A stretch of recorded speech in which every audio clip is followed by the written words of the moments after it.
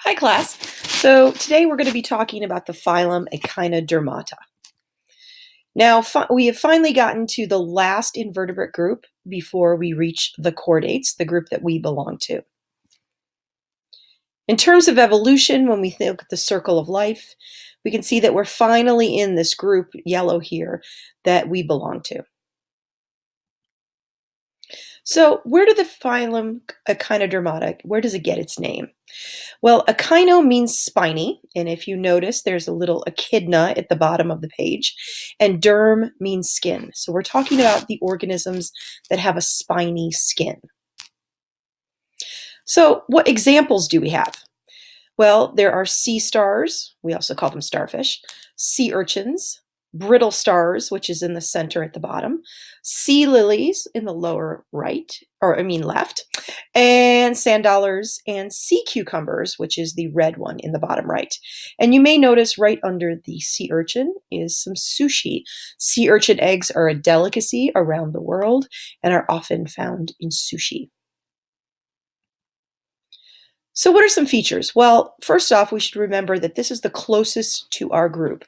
So there will be some similarities, but many differences between us and the Echinodermata.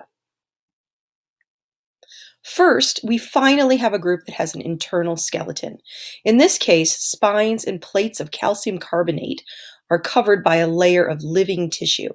And if you look over here, you can see that this starfish has a thin layer of very bumpy skin that is over, and it's covering the spicules.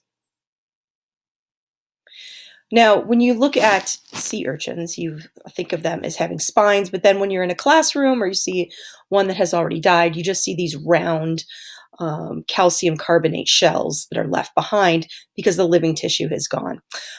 You can see each of those little bumps was where a long spine had been attached. So, in terms of ecological roles, they are scavengers or predators, and unlike most of the other groups, this one is completely marine, only found in saltwater environments. So once again, we have those spines and plates, that internal skeleton. You can see in the left, you can see the little plates. The red circle is showing you a little spot where water is taken into the body, into this hard shell. You can see the moving sea urchin. And then one thing to keep in mind is even though there are these plates, there are extensions called tube feet, we'll talk about in a second, that extend through little spots and pores in that skeleton. That thin layer of tissue is, we're talking about very thin. Now, we think of our bones as having many layers of many different kinds of structures above, but really here we're talking about very, very thin epidermal tissue.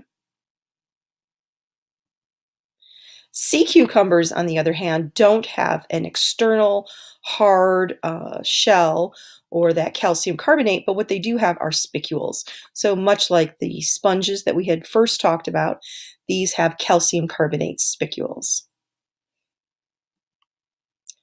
In terms of evolution, we're going to see some really unusual things happening. They're very evolved, yet they're going to lose some of those highly evolved features and become more simplistic. So again, simple yet highly evolved invertebrates. The first thing to keep in mind is that they have lost bilateral symmetry and gone back to being radially symmetrical. But you can see the bilateral stage in their larval stage, and then the radial stage in the adults.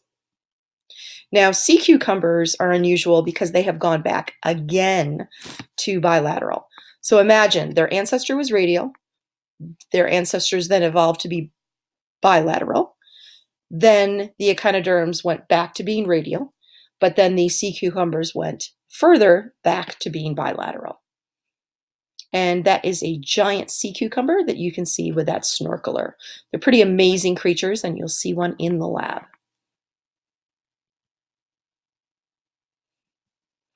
Another thing is that they have lost the head. Now, that doesn't really make a big difference because their radially symmetrical lifestyle allows them to interact with the environment in different directions. But again, the sea cucumbers have returned back to cephalization.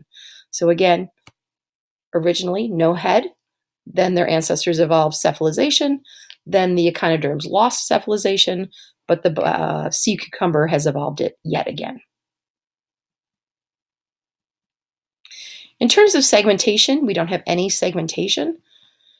The body cavity is a true body cavity, so they are coelomates. And they do have organs and tissues, but they're very simplified given their simple lifestyle. One important thing to keep in mind is their digestion. They have a central mouth that can be averted to surround their prey, and sea urchins and sea stars have these little tooth-like structures. Another unusual thing is that they can evert their entire stomach out of their mouth in order to digest outside of their body. In terms of respiration, they lack a system because they're just going to be having simple diffusion with the water. They also lack a centralized nervous system that would be unnecessary in their simple radial life cycle. So what's the evolutionary advantage to being an organism that is radially symmetrical with a simple nervous system and having no head? Well, one is it allows them to encounter prey from all directions and avoid predators, and it gives them amazing abilities to regenerate. One case that happened a long time ago was there was a predatory starfish that was destroying some coral reefs. Divers would go in, cut the starfish in half, hoping to kill them, but in reality, they were making the population double. Now, they have a water vascular system, which means that there are tubes that extend beyond the body that contain water. And muscles then pump water in and out of the tubes, which then runs through the arms and the tube feet and allows them quite a bit of movement. Here's a picture of the tube feet. This is a starfish we caught on a Project O trip. So it's laying on that wooden board, and you can see the little tube feet that have been moving and extending up. This is a great video of showing the power of the tube feet, and I'm going to give you the link to this at the end of the video. It's only a couple minutes long, but it's really amazing to see how powerful these little tube feet can be as they become predators. You can see that tube feet can coordinate in order to get these organisms to move around, and hundreds of them can coordinate together. And then also, like in that additional video I'm going to share with you, they can pull apart their prey. Here's that video, and I'll be showing you a second video to see the power of those tube feet and kind of some amazing predatory abilities. So this was a very quick video, not as much to learn. In terms of nomenclature, you just have to know that all of those are members of the phylum Echinodermata. Thanks.